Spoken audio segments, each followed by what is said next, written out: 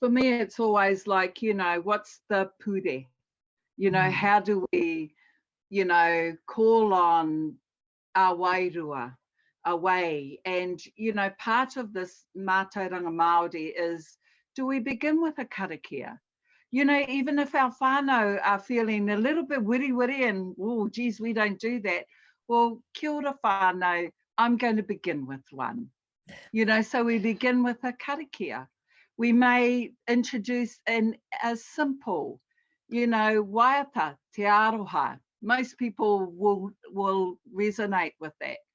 And people say, don't you feel whakamā if you're singing? I said, of course I do. But I said, I don't let that stop me.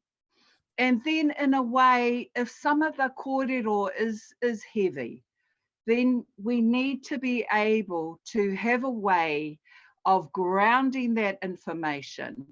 And some of the practical application is when someone's trawling through their own stuff, is I can see that they're lost in the space of that. And I will say to them when I'm, you know, with them, is like, so, you know, pulling them back into present time, because you don't want to leave them, you know, crawling around in that past. You say to them, oh, what's that photo over there about? So what, in a practical measurement, what you're doing is actually pulling them back into present time and concrete time. So for me to even say, can we go outside and stand on Papatuanuku and do our final closure karakia there and finish with the waiata?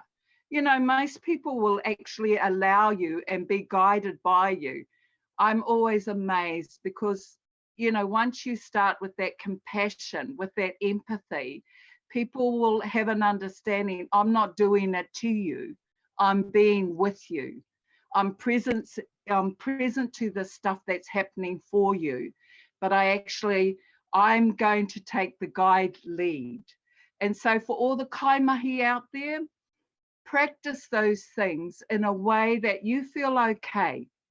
However small the karakia is, however small the waiata is, however small the grounding, you will soon pick up that the whānau feel confident and feel your competence in what it is you are shaping and forming for them.